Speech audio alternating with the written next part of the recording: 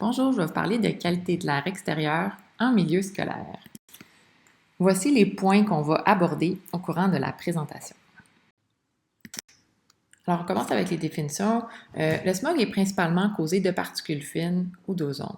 Alors, un jour de smog, c'est une journée où il y a des concentrations élevées de particules fines ou d'ozone sur un territoire donné.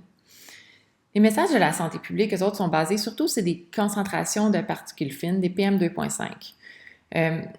Les valeurs de référence pour les PM2.5 s'appuient vraiment sur les effets sur la santé. Alors, plus que la concentration de PM2.5 est élevée, plus qu'on s'attend qu'il y ait des impacts sur la santé. C'est des données aussi qui sont locales, qui sont collectées par des capteurs qui sont situés à différents endroits sur le territoire. Puis, on va voir plus tard dans la présentation qu'on peut les consulter sur IQMap. C'est aussi un outil de gestion plus adéquat lors des feux de forêt parce que les concentrations augmentent lors des feux de forêt. On poursuit avec l'épidémiologie.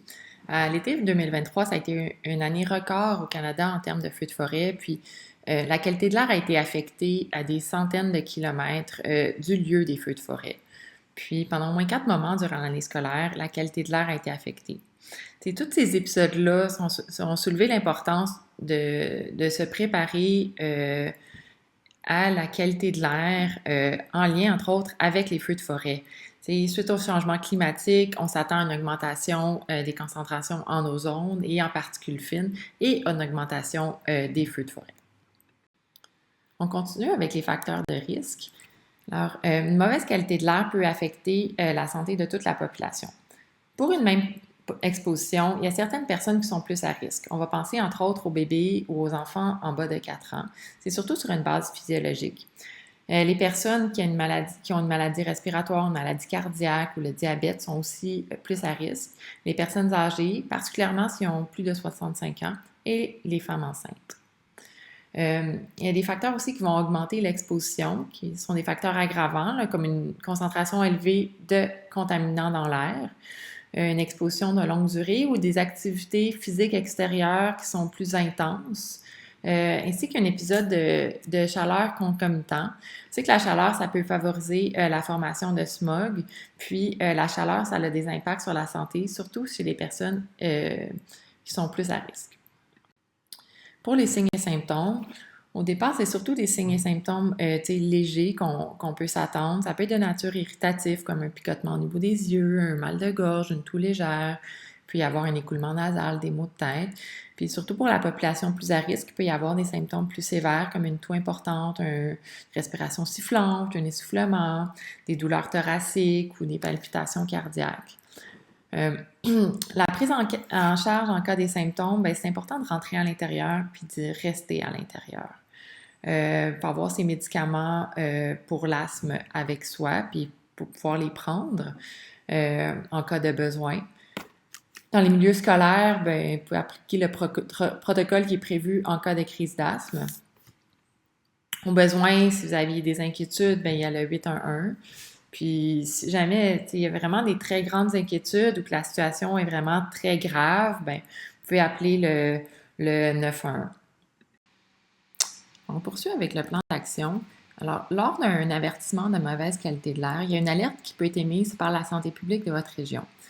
En fait, il y a une analyse de certains facteurs par la santé publique. Puis, s'il y a vraiment un impact, un risque à la santé, à ce moment-là, la santé publique va aviser les milieux scolaires.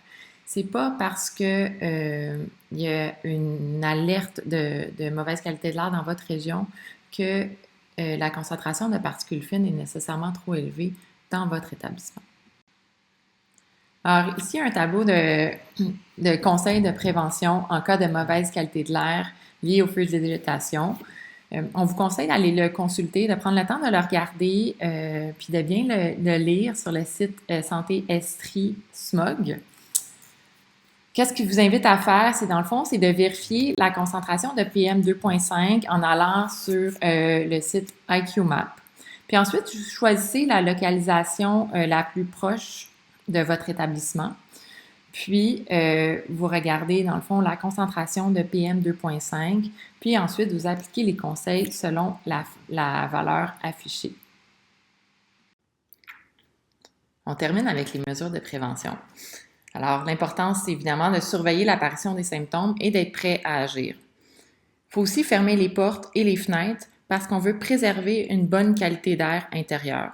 En cas de survenue de vagues de chaleur concomitantes, c'est important de prioriser les actions en lien avec la chaleur.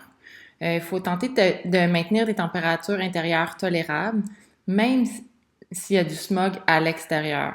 Alors, le soir, la nuit, on encourage d'ouvrir les fenêtres afin de permettre de refroidir le logement intérieur.